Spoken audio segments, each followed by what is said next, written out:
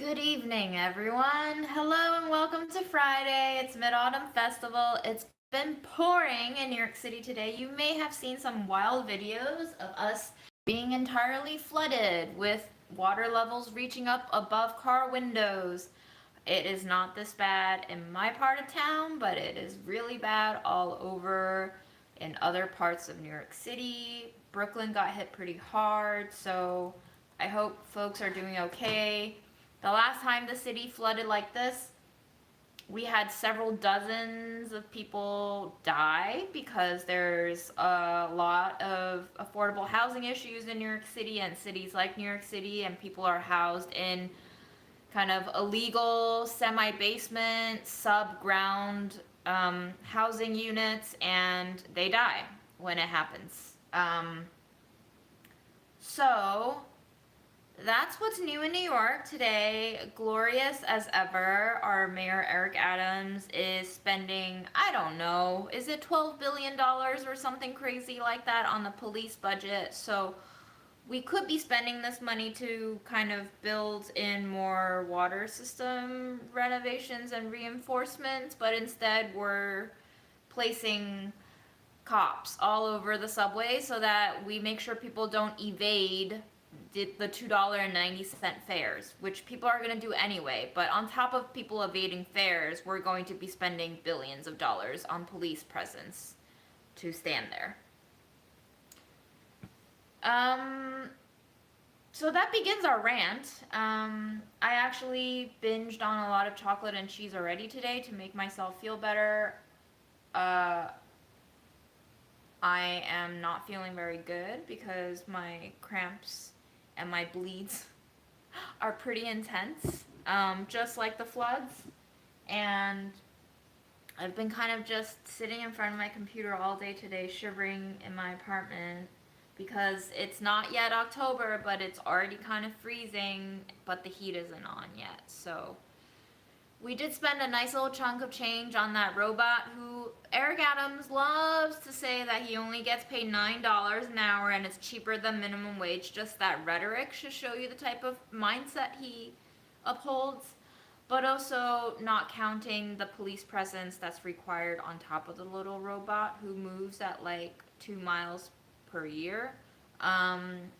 And there was a TikTok that my friend Charlie just sent me all about that little patrolling robot and what a fucking waste of money it is. But our mayor loves to spend our tax monies in very wise ways. And while I'm here deciding to forego healthcare,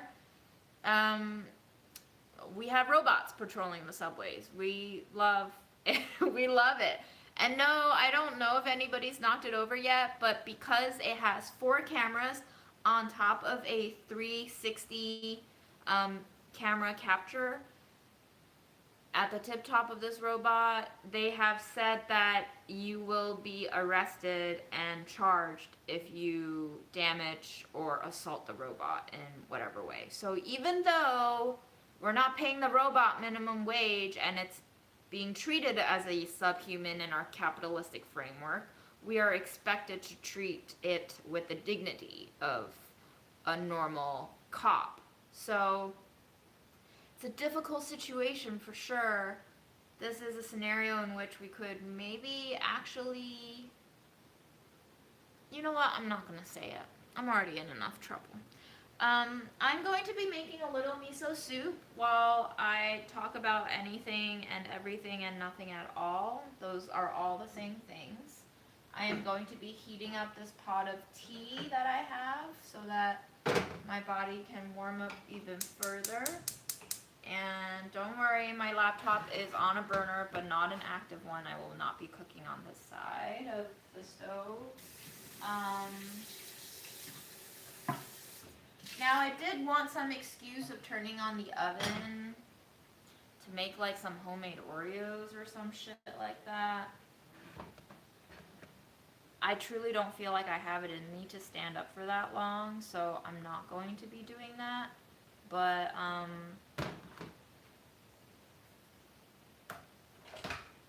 let's get rid of some leftovers in the fridge, and I'm going to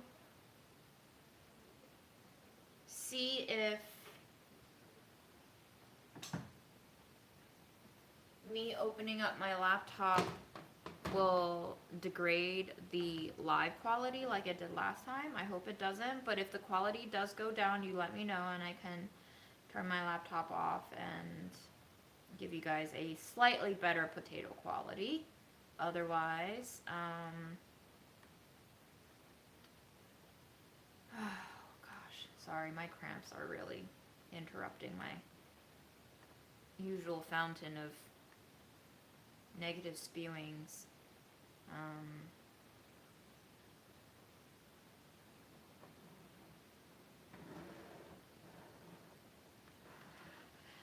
Oh, you tried to convince Mom to use her space heater. Yeah. I tried to convince Mom to turn on her winter heat, too.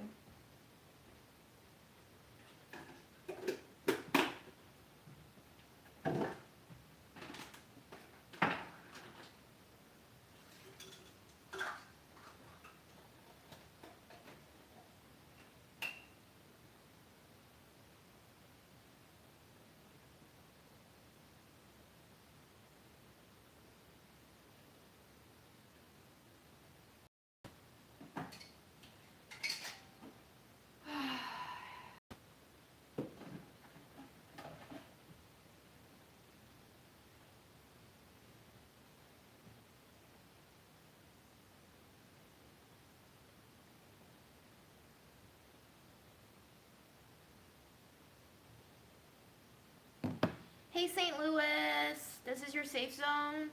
Okay, you're welcome to be lurking in the background as well.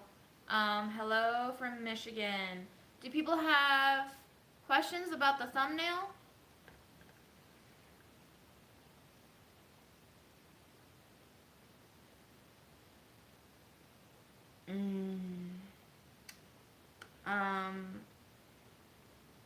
Basically, I think that was left on the live stream titled Mooncake Part 4.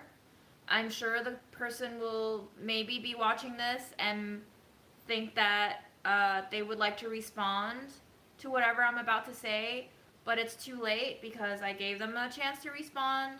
I think there were two things going on in that interaction. But basically, they said that not everything is a prison, which I probably said in that live, that everything is a prison, and that I'm simply not trying hard enough to succeed. And I asked them to explain what they meant by that and to define what success meant for them. And they basically said, you didn't listen to her, try again listening to her. And I don't think they understood that Thank 9 Stars is June like the month. Because of the handles and the channel names not matching up, maybe they misunderstood who I was responding to their comment, but they treated me like I'm not the person they were commenting on in the first place. And when I asked them to explain their point of view, they said I already did and you don't listen, and so go away, troll. And they said, in brackets, muted. So guess what? Their comments are no longer visible on my channel because I guess they didn't want to engage, so I took away their ability forever to engage visibly on this channel. If you write a comment and if it triggers me, you can be sure that I will be discussing it now, because this is kind of like a ranty, therapeutic, but mostly ranty space. And these are fascinating topics. And if you're going to participate on the internet, you better pony up, girl. Otherwise, GTFO.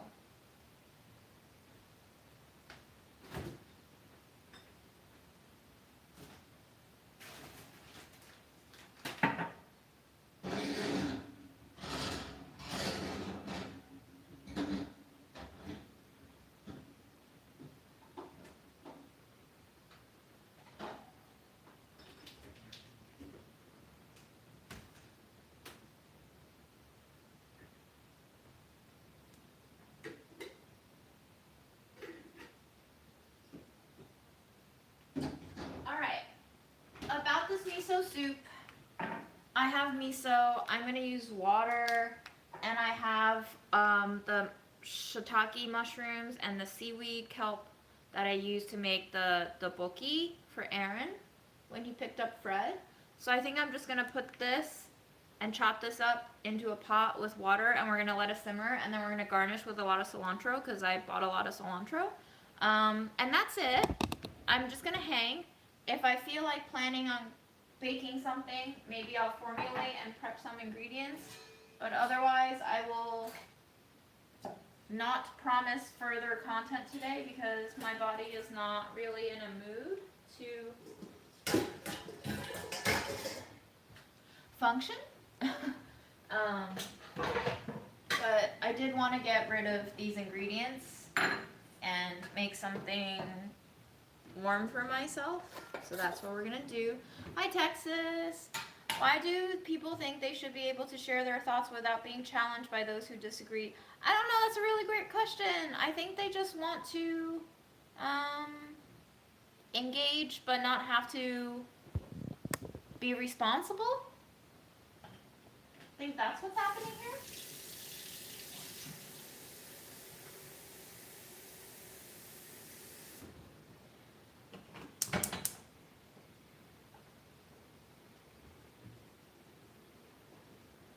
So weird to fly in to call the creator a troll, and I think that's what was part of the misunderstanding. Is I don't think they matched up my username with my YouTube handle, which is thank9stars, which is also my Instagram handle. I just wanted to like unify everything, but I haven't changed the channel name yet because it's a holdover from my college days, and I kind of just didn't even really want to touch it yet. But whatever the case may be, they certainly don't know enough about me to match up my handles. And they probably don't use YouTube all that much because I'm pretty sure when the creator responds to your comments, it pops up in a slightly highlighted segment. It looks a little bit different visually than other people's comments. So, I'm not going to think too hard about this, but I'm also just going to reiterate that you are welcome to practice your freedom of speech here as far as YouTube controls us.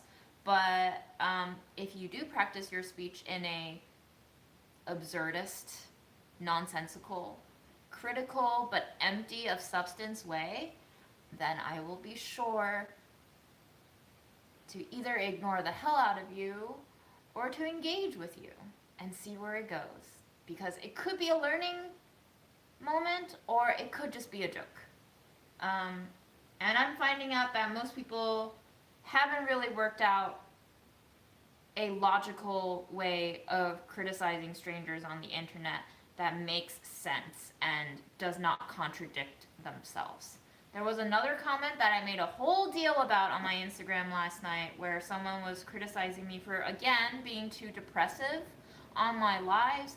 First of all, I don't know if they know that I have edited videos on this channel that they could choose to watch instead that are slightly less depressive and less ranty for sure, but still has an element of depression because, newsflash, I am depressed. I have always been depressed. I was even depressed before my budget eats days. I simply did not manifest and perform that depression to my fullest extent because that was for a job and they were going to cut it out anyway in the final edit.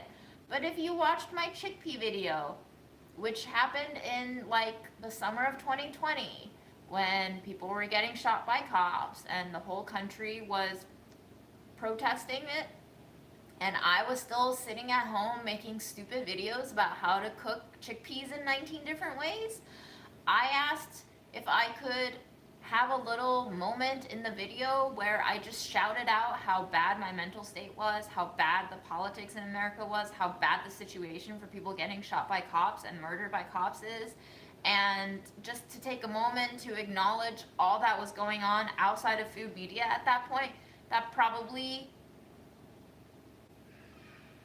was the bulk of our mentalities, for good reason. And yet we still had to ignore all of these things that were going on in order to earn a paycheck. And it just felt really stupid to me in that moment. And my depression was really bad. Like, my mental health was really bad. Starting in May of 2020 when it seemed to be the beginning of a never-ending pandemic, all the way through until my mom died.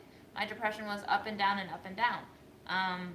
But you simply didn't see that because I didn't show it, because that was for my job, which was a corporation, and they needed ad money, and they wanted sponsors, and they weren't going to show that.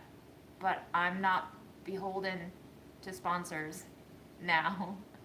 So I've always been this way. I think what triggered me about that particular comment, commenting on how depressive and sad I am now, is that they said, I hope you find yourself again.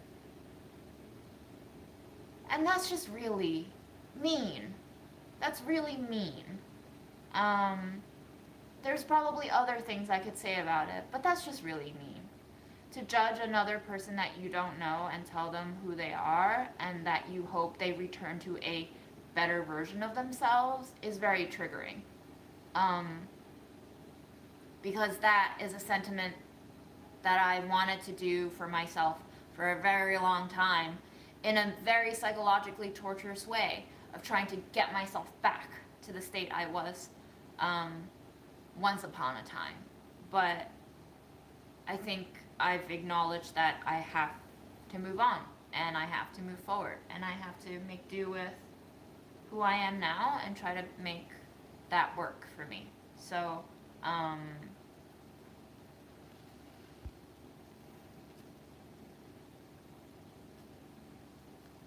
I could understand why people don't like the internet. It is a mentally difficult place to exist in for too long sometimes.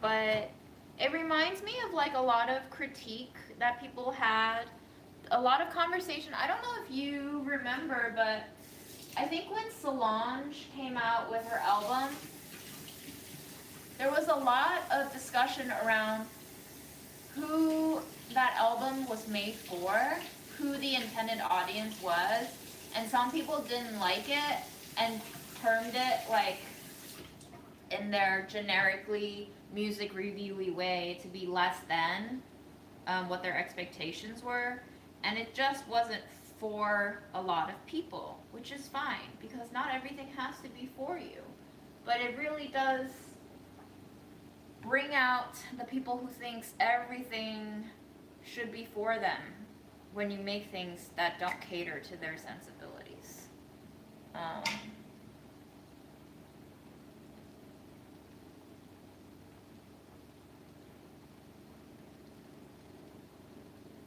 We have fishies going in.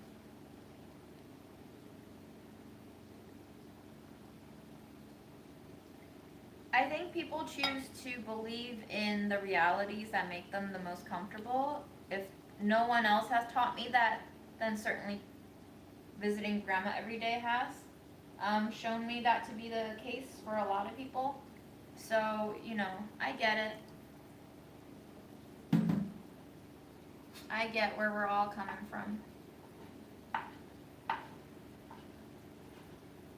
But just because they feel that way doesn't mean I'm going to let them trample all over me with their judgments all the time.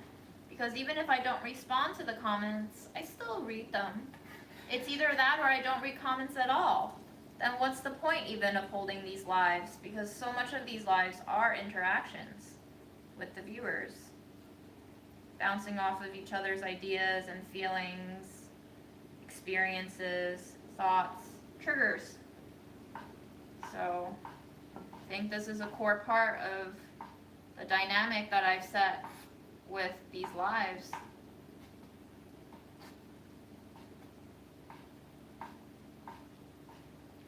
I try not to let the comments get to me, but you know, they help me work through issues that I haven't quite let go of myself yet. The comments that hurt me the most are the ones, as I've said, that I still say to myself. So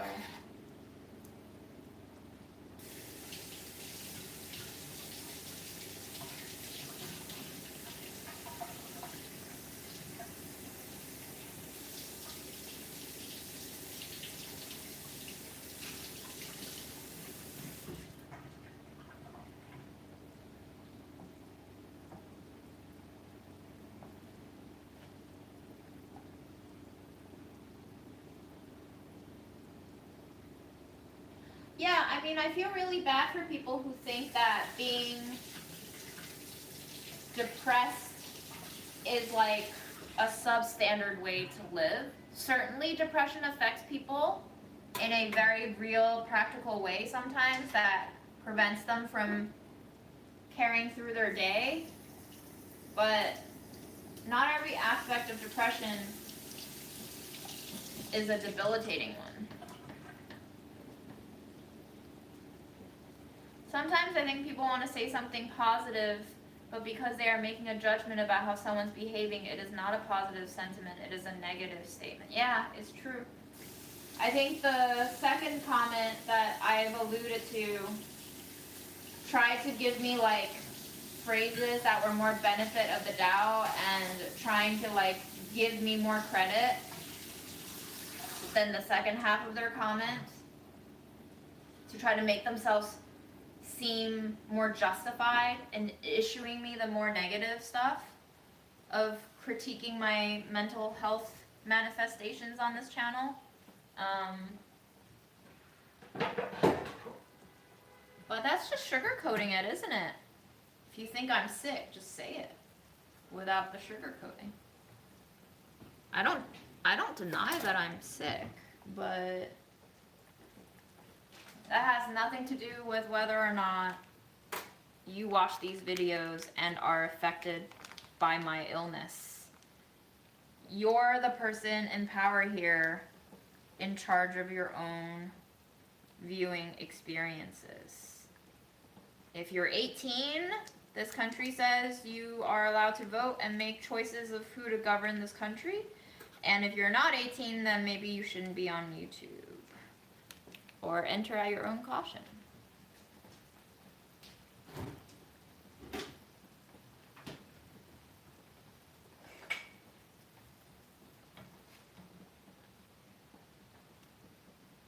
I am not eligible for Medicaid in New York City. If you make above $29,000 pre-tax, you are ineligible for Medicaid.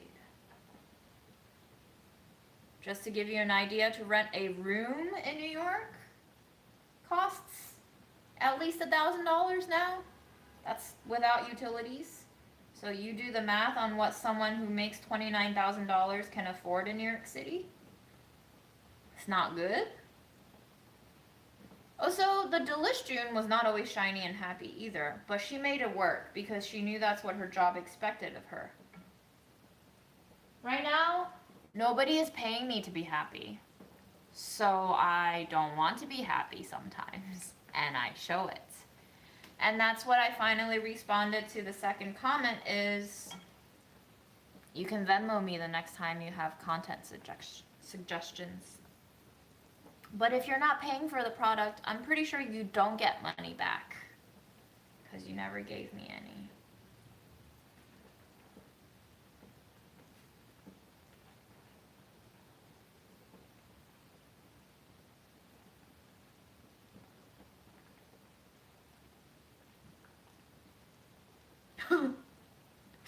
You like to listen in the background and you feel like I'm that roommate who every time you walk into the apartment, she's on the phone in the other room in a very insightful, deep call. Sounds like you've had a lot of roommate experiences.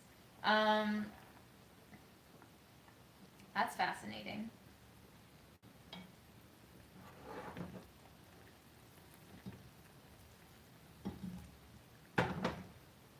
You're gonna make a bacon and tomato sandwich. Should you make a clam chowder to go with it? You know what? Yes, but can you put some corn in that chowder for me? Do you have corn? I want some corn.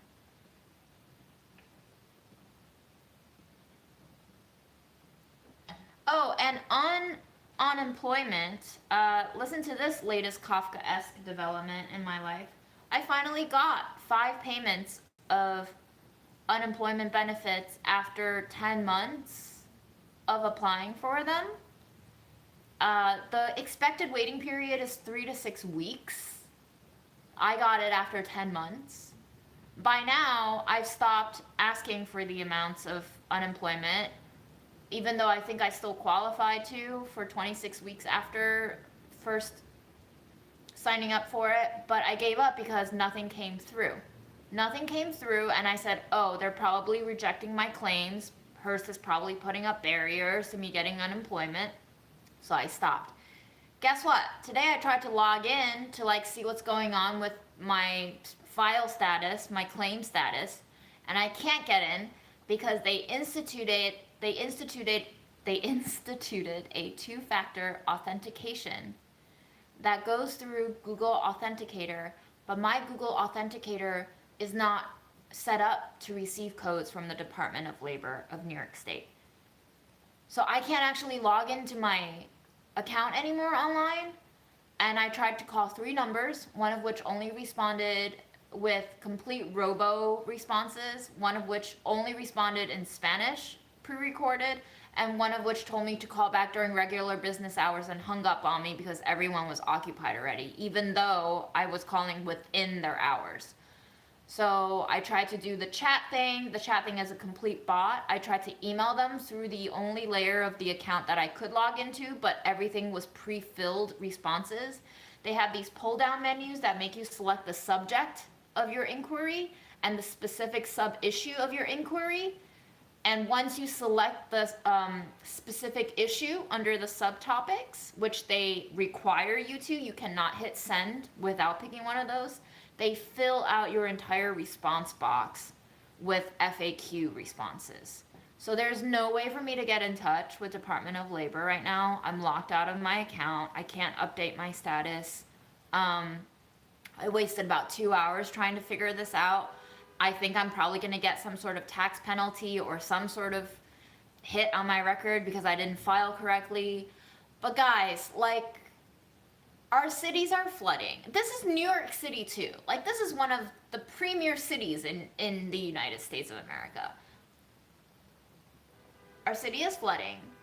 Our unemployment is extremely delayed. Think about the fact that if I didn't have any savings, if I got suddenly fired, what I would have done in 10 months of not receiving any unemployment funds. I would have been homeless. No healthcare coverage for anyone making above $29,000 a year in New York City, where the living costs are known to be one of the highest in the nation. I just don't... We have a stupid egg of a robot roaming this subway, and I'm paying for it along with all the other citizens. It just hurts. Everything just hurts. So, you know,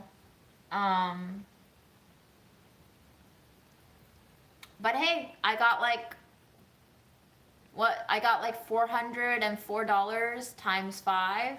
So I guess I got $2,000 or something like that from unemployment 10 months after the fact. That would have covered exactly 1.5 months of rent in New York City if you factor in utilities and all that shit.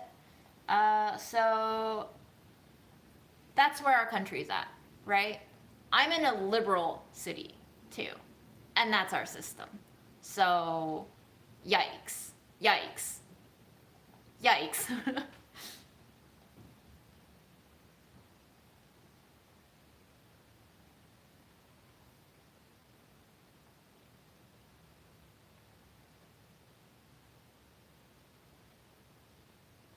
I'm glad that you pretend I'm your unrelated older sister.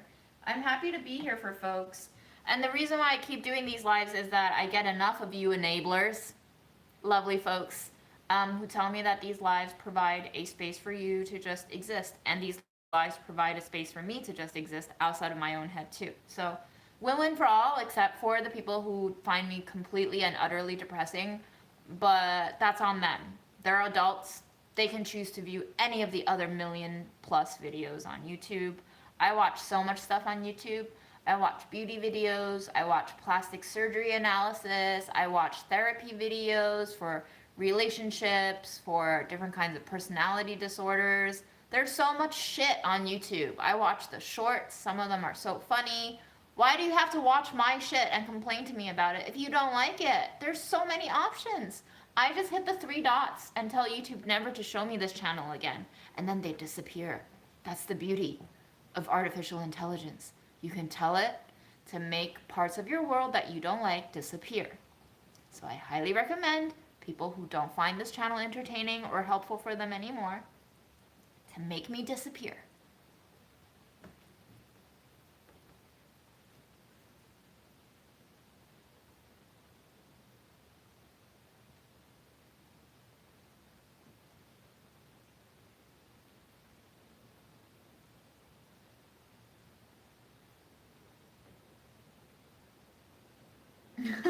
I don't watch your videos. I'm sorry. But you also are not obligated to watch my videos to help me out. You can watch my videos if you enjoy them. That's it, period. That's the only reason you should be watching my videos, is if you enjoy them. You're not watching them for me. I'm not really benefiting from you watching them just for you watching me to help me. Like, life is short. Don't waste your time doing anything that is you guessing what other people want you to do. Because mom did that for a lot of her life, and I'm trying very hard to tell myself to not do that. I cannot guess at what other people want me to do. I can only do what I want to do, and also ask them what they want me to do. So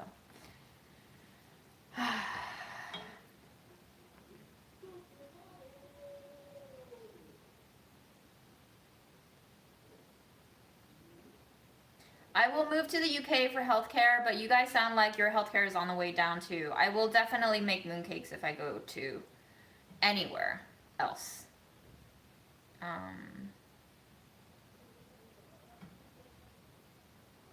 Homesteading, Reddit, hate watching channels is their kink. That's fascinating. That's fascinating that people like to do that shit. Everyone's got their thing.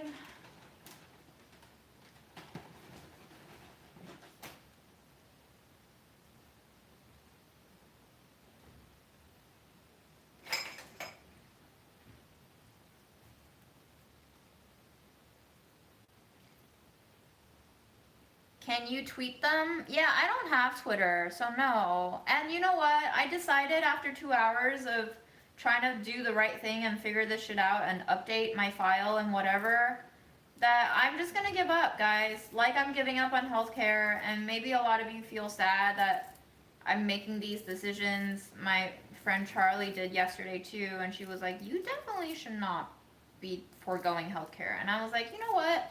I think right now that might be the most beneficial thing for me to choose, because otherwise, if I continue to try to solve these issues that go way beyond my current capacity and ability to solve, then I'm just going to end up stressing myself out, and stress is the #1 killer, and stress makes my period cramps worse, and stress makes everything worse. So for me, it truly is not worth it to try to find a better solution other than letting it go. And if I get really sick, then we'll have to pay out of pocket, but we'll see. Woof. Yeah, this, even talking about this is making my cramps hurt more. Was your part of Queens affected by the rain? It was pouring.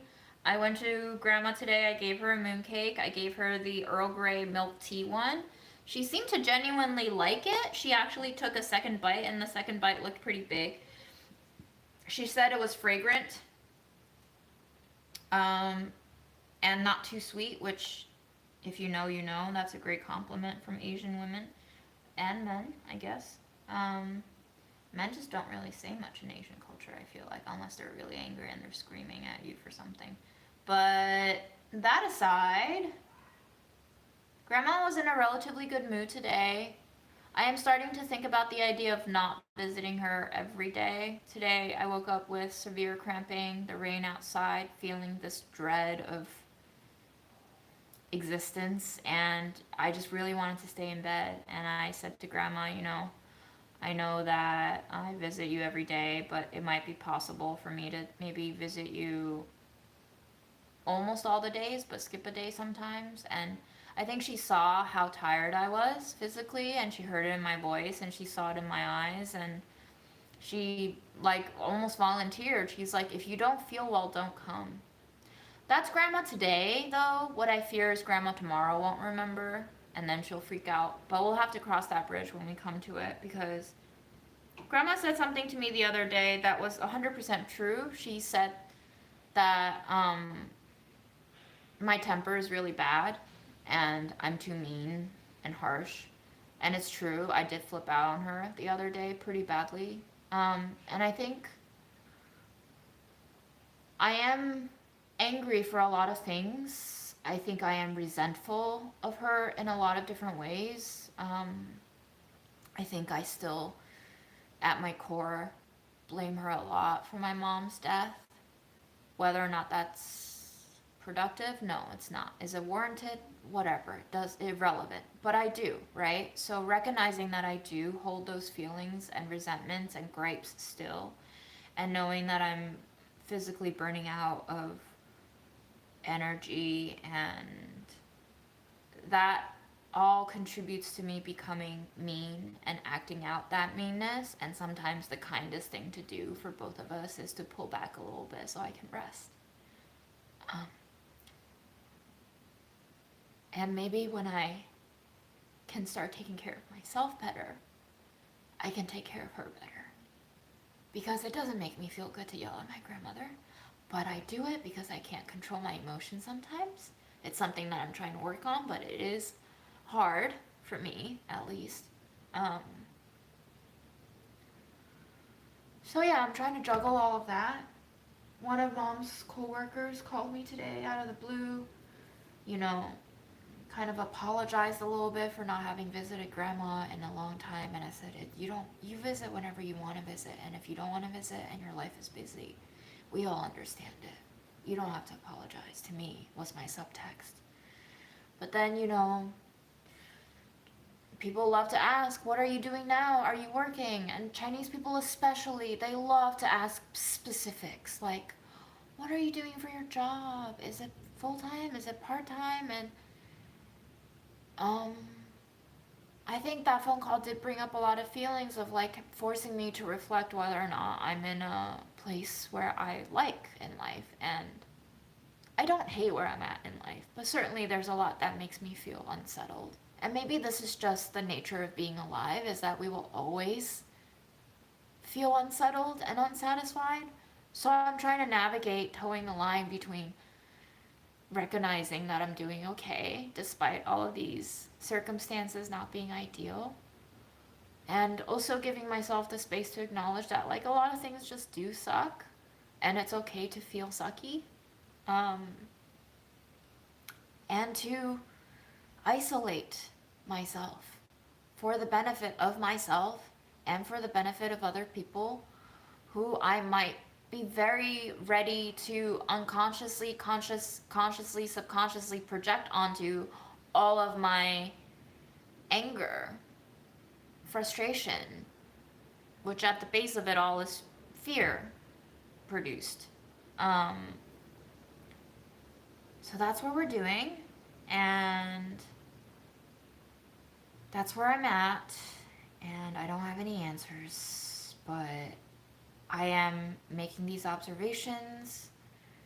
I'm trying to process them. Sometimes the best thing to do is to not think. I certainly haven't gotten enough sleep in the past 365 days. So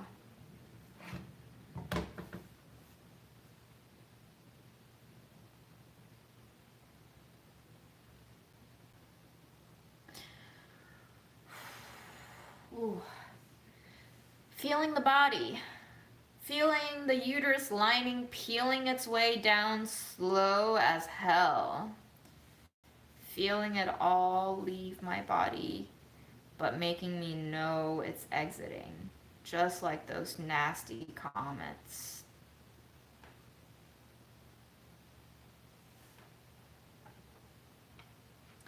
It is hard to not become your emotions. I've spent almost my entire life just being my emotions. I think if I had to rationalize it in any way, it's probably because when I was a kid immigrant, I had no verbalization or socialization with the world around me for a couple of years because I didn't know the language and I didn't know the customs or the culture or the people. And I spent a lot of time away from my parents who did speak my language, who did know who I was.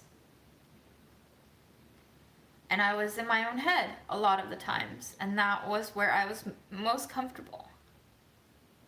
And so,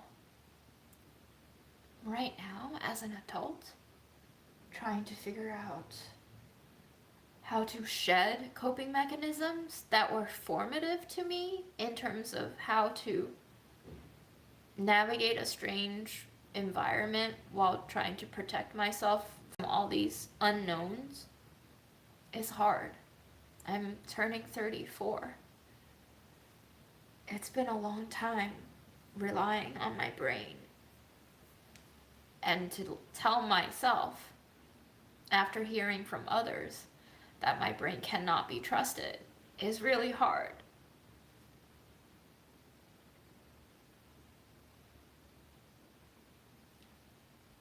Especially after Mom's gone. Because I'm not sure who else understands me. And I'm not really even sure my mom understood me because of all the cultural barriers. So,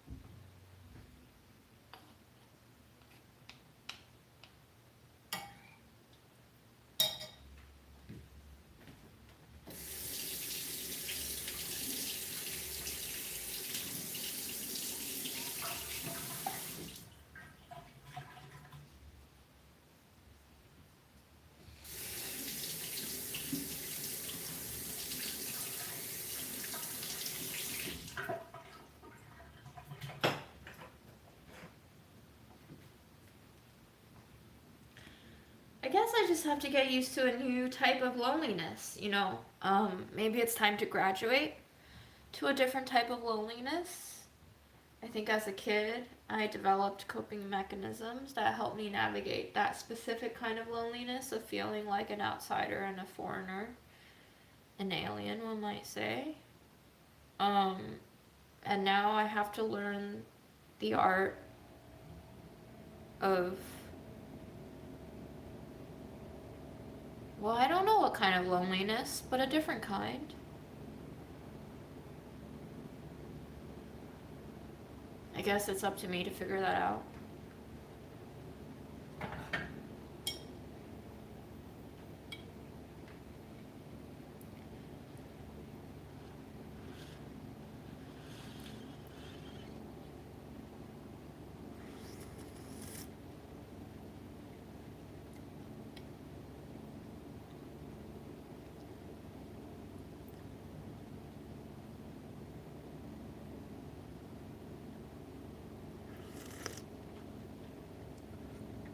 It's a very useful skill, knowing how to deal with loneliness.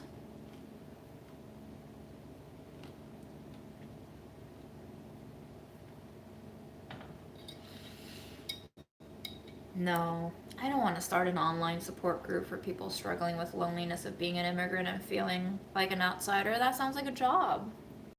That sounds like something that I would need to capitalize off of. I wouldn't want the responsibility of moderating that. But I appreciate the idea.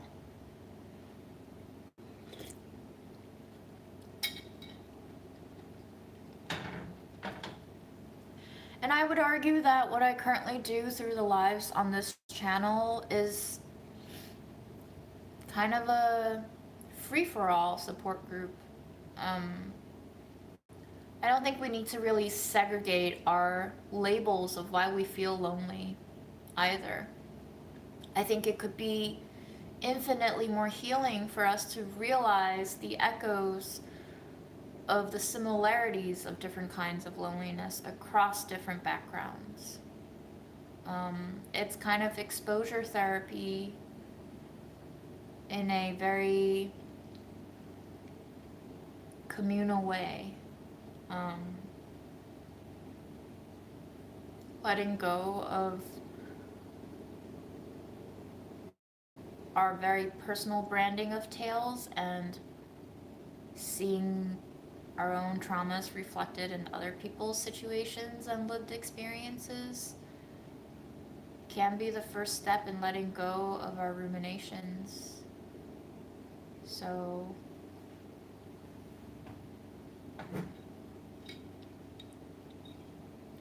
and yeah, I'm pretty sure they already exist, true.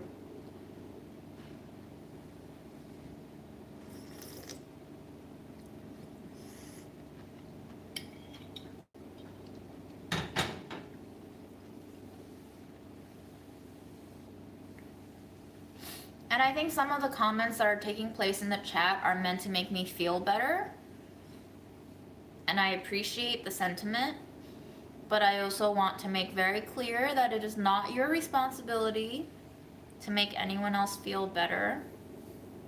It's something that they simply have to work through themselves. So you don't have to make me feel better. That's my job, not yours.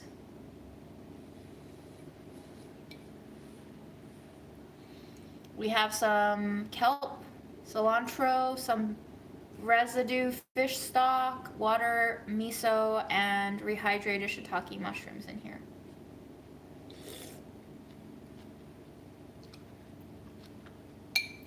And it is very yummy. And you should come over here so I can sit.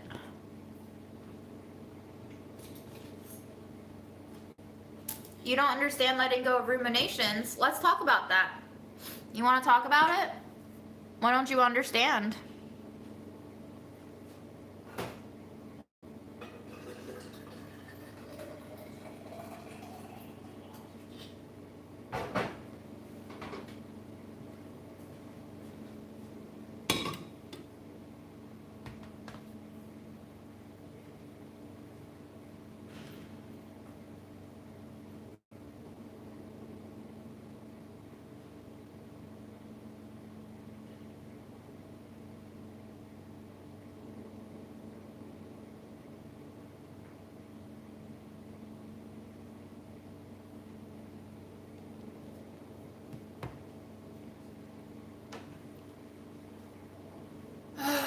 Eliza, what do you mean you came in at a great time? Everybody, you guys need to expand on your thoughts. Oh my god, I just felt my uterine fall out. Ugh. I hate that feeling. I hate that feeling. Oh, the lighting is not better. I'm sorry, guys. The lighting is not better. And I almost just pushed my laptop onto the floor. Does anyone's panic attacks stem from ruminating thoughts? Yes, you can drive yourself into a panic attack for sure. My internal voices are constantly busy. It is hard to stop. It is difficult to do it on your own because then you just engage in your thinking brain even more by trying to get it to stop. So the first thing that oftentimes people recommend is to practice breathing exercises and to let go of the thoughts, not in terms of pushing them away, but in terms of letting them pass through you like wind does through a tree.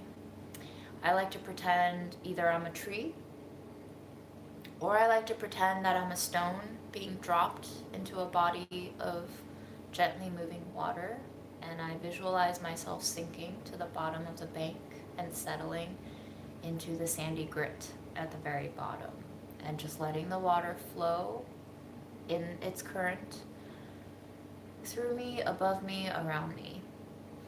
And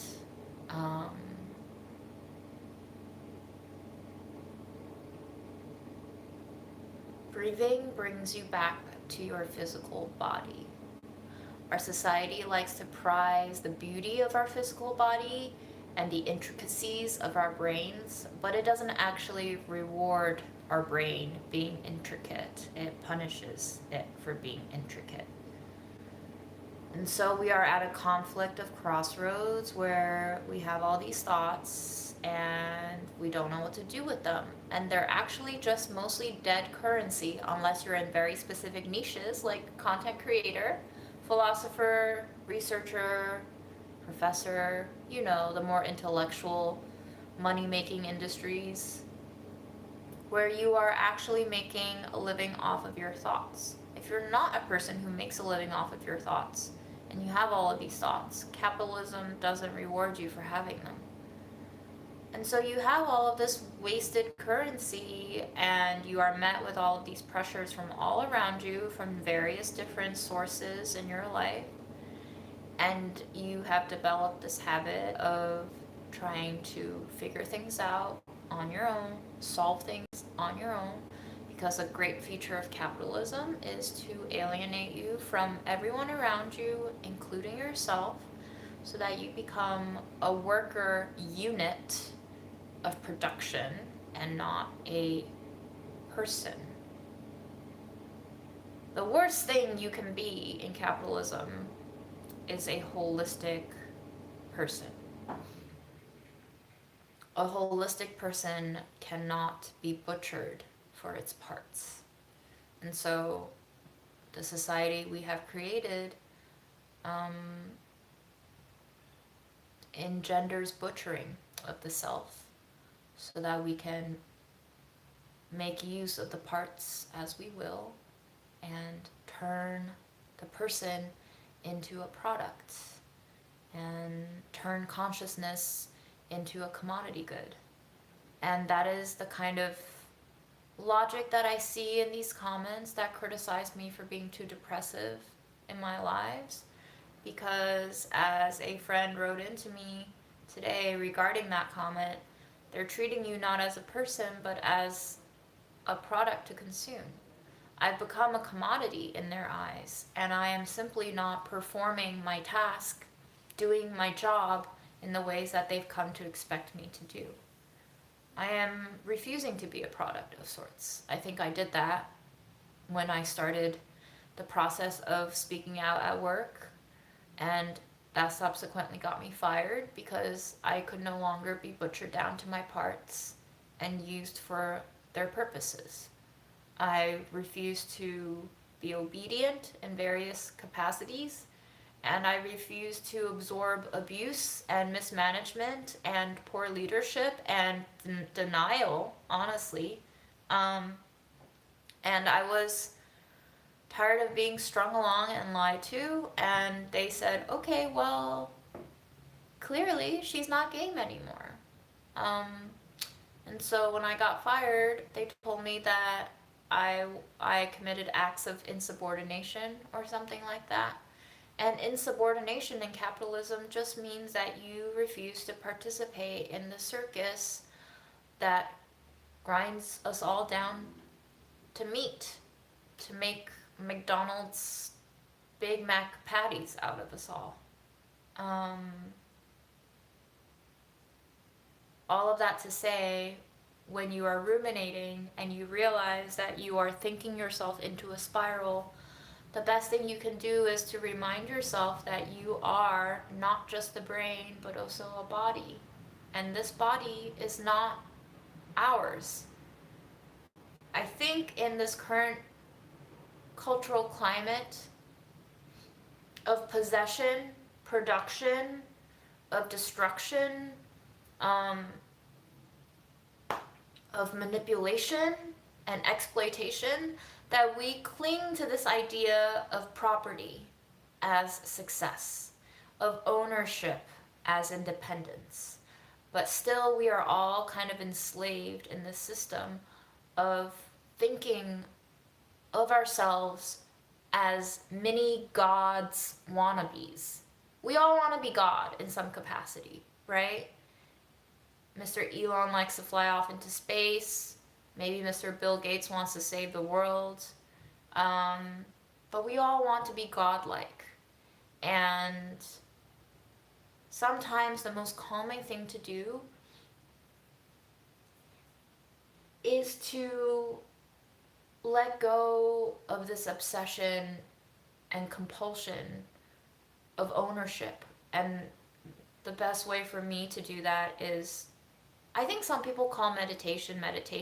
I think I call meditation sometimes dissociation. For me, for most of my friends, they don't like being in a state of dissociation. It feels alien and scary and completely detached to them, but I have come to appreciate that level of detachment that comes with dissociation. And if I let go of the fact that I need control to survive, and remind myself instead that this body is actually a host for other organisms, the millions, maybe billions, I don't know the scientific numbers, of bacteria that are alive within us, the organisms and sources of life that we host within us. If we take a microscope, if we rethink cancer as not this malignant villain of the story, but just another source of life eking its way into what we have claimed as our own territory. I guess the hot word, maybe it's becoming passe, I don't know, but how to decolonialize the way we consume, not just in terms of actual consumption of products and food and resources, but also the way we consume understanding of life. Trying to rethink about my relationship with myself and trying to disown myself as a way of letting the dog off the leash, as a way of letting another part of me take over and live so that this part of me can take a break. You just bought black vinegar. I hope you like it. And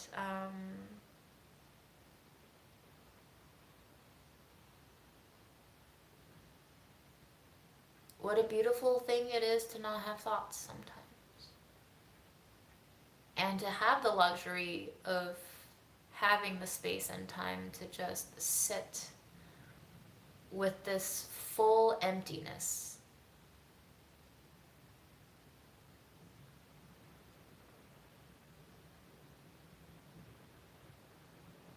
To hear the lack of my fridge running, to hear the airplane passing overhead, to feel the ambient temperature on my skin of the counter and the air, to feel the pressure of one leg on top of the other, pressing down on this wooden chair. To pay attention to the tension in my mid-back and my stomach. To feel the pouch of skin that's always made me feel insecure, even when I was just 92 pounds. To realize that I've aged and that so much has changed in my life, and still so many thoughts remain the same. And to maybe just ponder very lightly, ready to let it go at any time, the upsides of having a familiar thought and framework, and the downsides of holding on to it because I'm afraid of change and not knowing myself. And then to realize that maybe it is okay to not be a self, and maybe it is okay if other people don't like me. And maybe it is okay for me to die. Because ultimately, I think in my earlier days with depression, when I still went through very suicidal thought phases, what really pushed me to feel that level of hopelessness was the idea that I could never, ever be the person I wanted to be, living the life that I felt like I should live. And to realize that everything that was making me want to kill myself was abstract.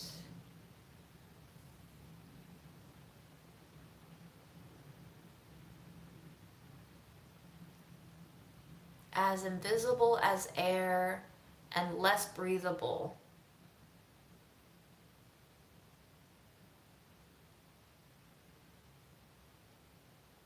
And to picture for myself what it would mean to actually fail. Instead of thinking about how I was not succeeding, I thought instead about what true bottom failure would look like.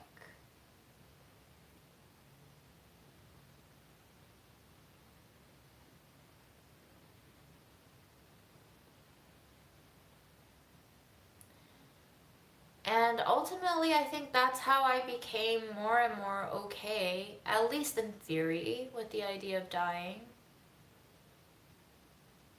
Seeing the fact that insects die within days sometimes, and trees may live for hundreds of years, and we all have different lifespans. So no one made me the guarantee that I would need to stay alive. No one, no specific person ever said to me, you must do all of these things as a human being. But instead, I've collected over the many years I've been alive already, all these ideals from other people. And they got their ideals from other people. And it's a long line of ideals that constantly shift and transform over time. And they are at conflict with each other.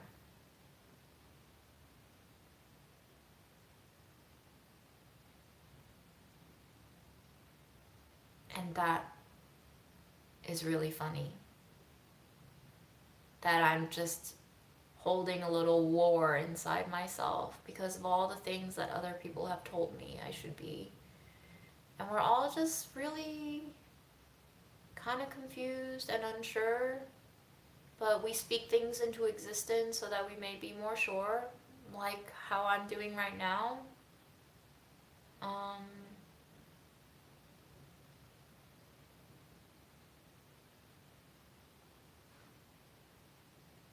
But if you want to live, live. Because we'll all die.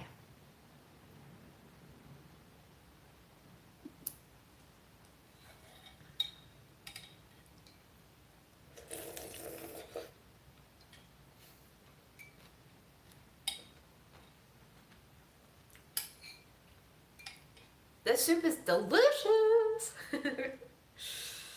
Oh, I'm really happy I made this.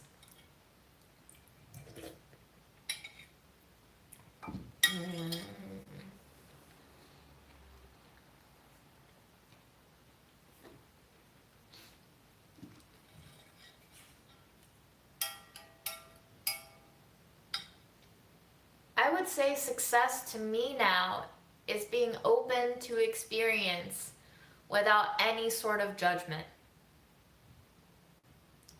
Let's say I go on a date or go into an interview and I don't like the person or the person doesn't like me and I don't get the job, or I got some really bad feedback that made me feel awful about myself.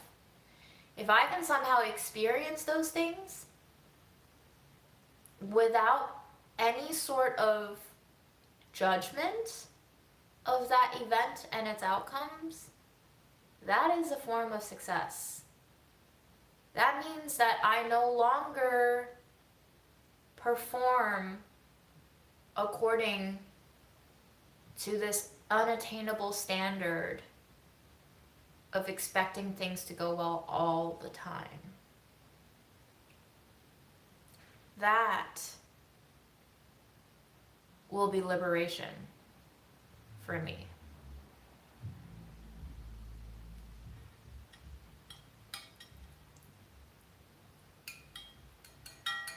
And I think I'm getting there.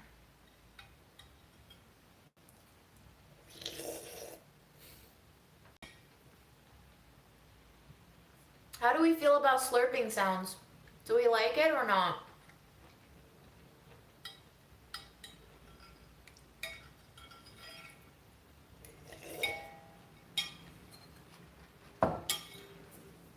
Also,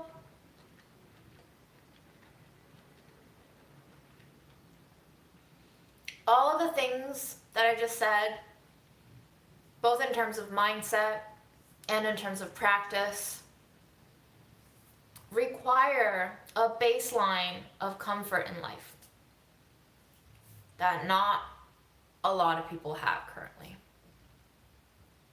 Financially speaking, materialistically speaking, so I am relatively lucky. Even with all of my stresses. So it's not easy to do. My talks and advice may not be applicable to you at all.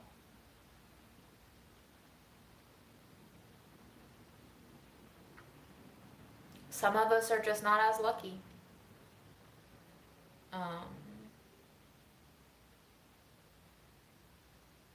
So if you're unlucky, life really does just suck. Some of us are better at adapting than others, but I've been in those low places where I view death as the ultimate relief because things were just so noisy and overwhelming that I felt like death would be the ultimate peace. And I don't feel like I still look at it in quite that way because I'm mentally in a better space now, but I don't disagree with that sentiment, which is another reason why I don't think I have the same relationship to death as maybe my mom had. I do feel like maybe this perspective has helped me a lot in digesting my grief. To feel like mom finally got to rest.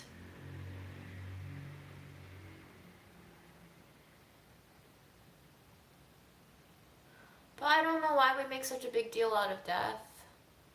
It sucks to say goodbye to people that we love and care for and enjoy having in our lives, but I think we could be doing a much better job as a culture and a society in celebrating death as much as we celebrate life. If we had that perspective on death, taking care of my grandma would be such a different thing.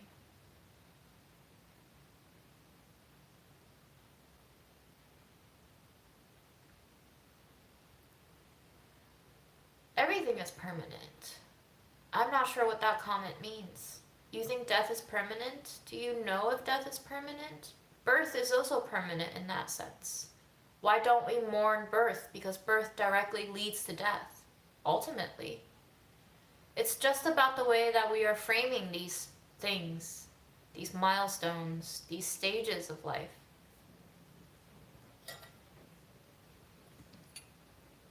I don't think that's a good argument at all, that death is permanent. First of all, I don't know if we know if death is permanent. We don't know what happens after death. We have religions telling us all sorts of things.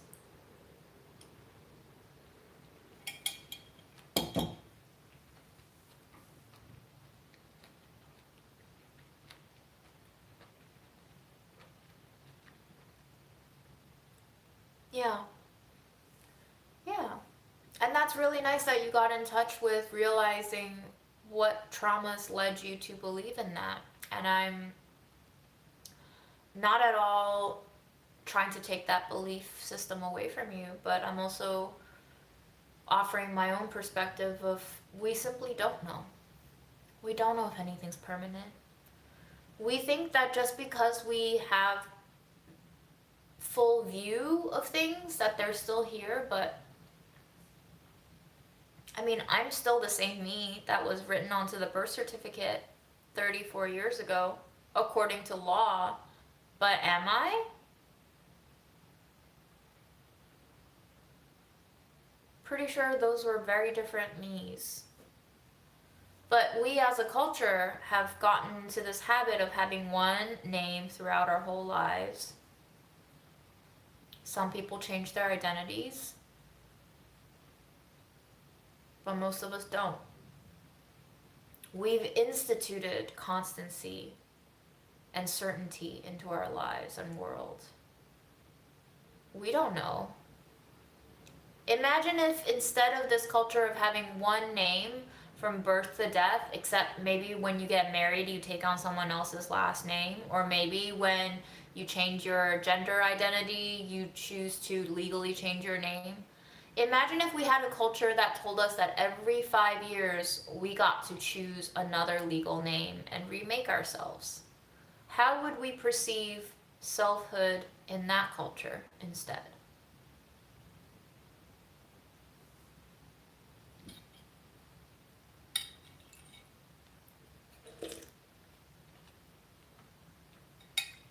Would we be better at celebrating aging if that were the case?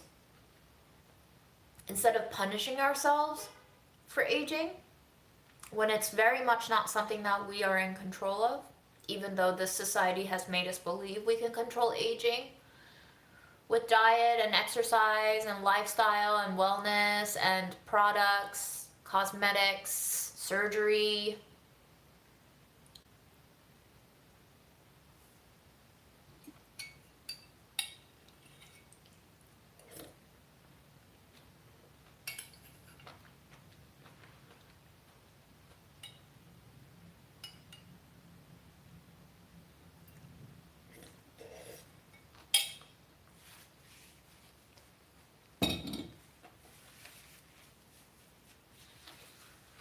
What if we had a belief system that said that every time we went to sleep, we actually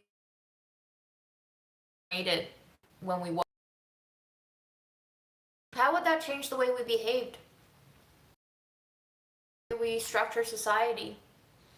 We structure society with the values and principles that we have today because we were driven by the concept of currency. Marriage, which we look as an institution of love, was started as a business transaction of power and control and property. These are the legacies of our current societal constructions.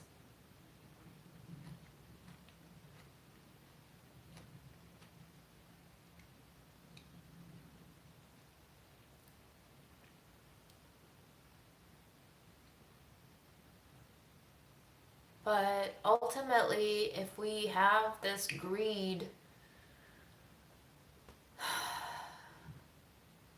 to live while doing our damnedest to ignore death, we will always be incomplete. Because death and life happen in tandem with each other.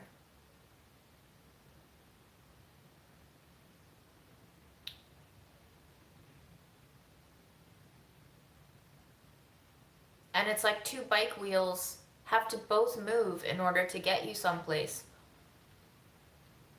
But it's like our society has told us the front wheel can move, but the back wheel can't.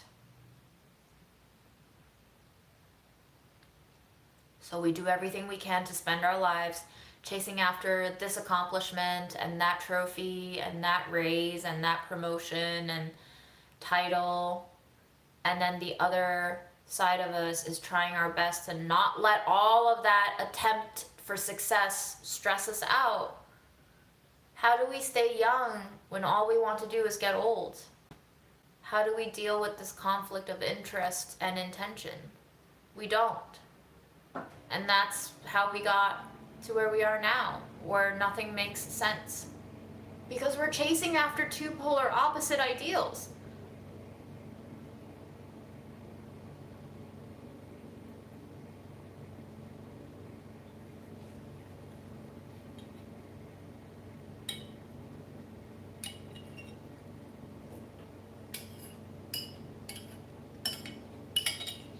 Be honest, how often do you eat straight out of the pot?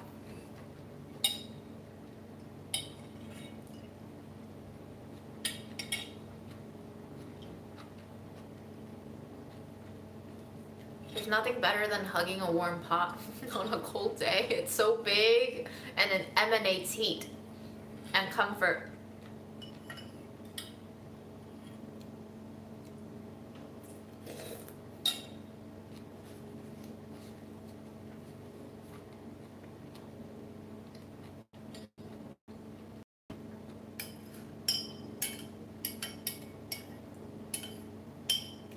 You know how girl dinner is the trending meme now?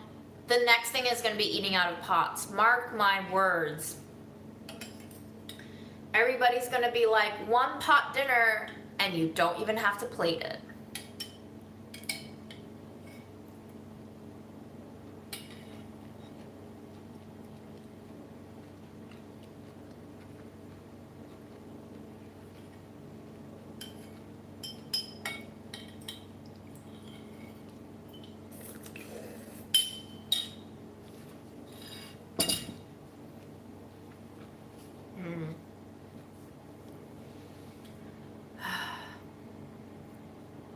The way ramen is eaten out of a pot in K-dramas. I don't watch enough K-dramas, but sure, let's go with that. That's in.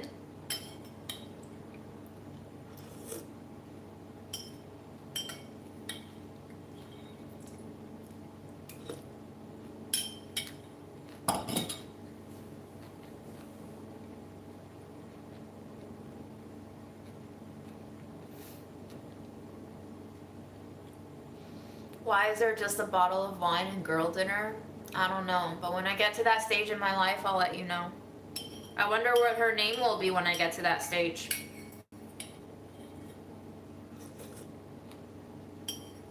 Do you think I'm capable of being a Christina?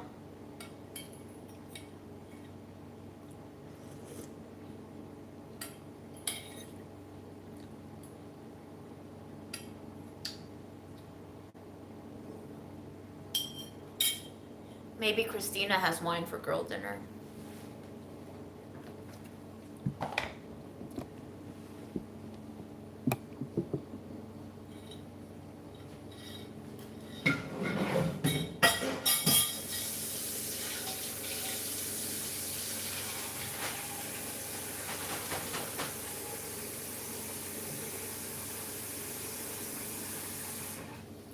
Priscilla, yeesh. Priscilla sounds like she's way too young to know what she's talking about. Which, alright, checks out, you're right.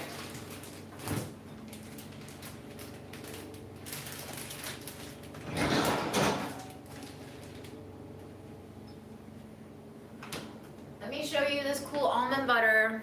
If you want to spend some monies on almond butter, this is the seasonal burlap and barrel collab. It's a autumn spice almond butter with almonds, cinnamon, turmeric, allspice, ginger, and salt. It's got a nice golden turmeric-y hue to it.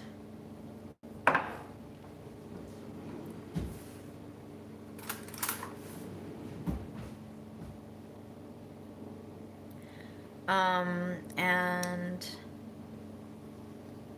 I like sugar in my almond butter. This has none. But let's give it a taste.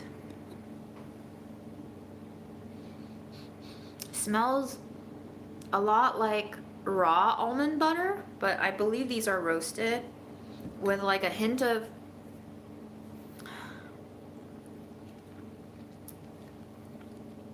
damp pumpkin pie spice. You know when you just combine your liquids into the pumpkin pie spice and you can smell it getting wet? Yeah, it is kind of oily. It's kind of separated. It's a natural almond butter.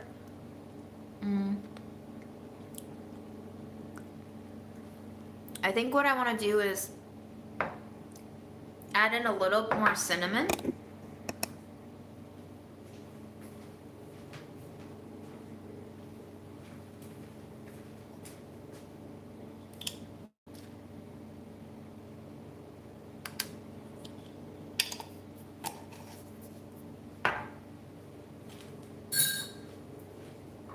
Speak of the devil.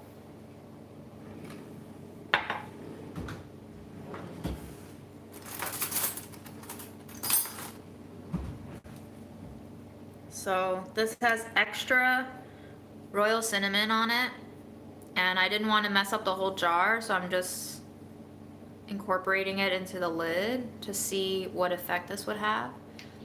The royal cinnamon is so sweet that I'm thinking this could add the sugar without the sugar being added, if you know what I mean.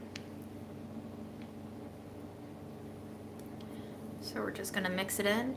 And then after I eat my almond butter, I'm gonna bid you all a good night. And I'm gonna try to edit that taste test video so it can go up soon, because I'm really falling behind on my farm school video edits, and I have to really get that going in October, like I promised. I promised people things. I gotta deliver when I promise. So, here we go.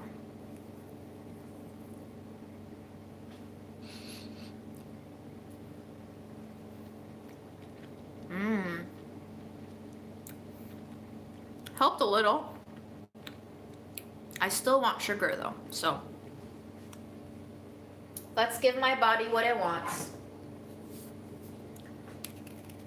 Let's add a little sugar.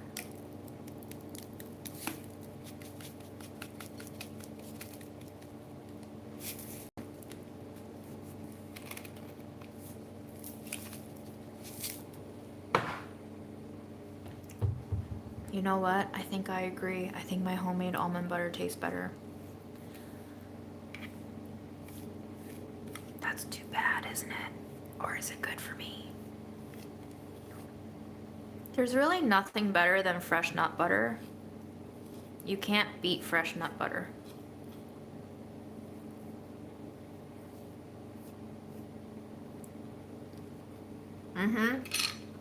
Sugar is where it's at. Yum, yum, yum. All right, folks. Thanks for listening to me rant. Looking forward to getting demonetized on this live too. I hope you have a great weekend. Drink water. Eat vitamins. Sleep.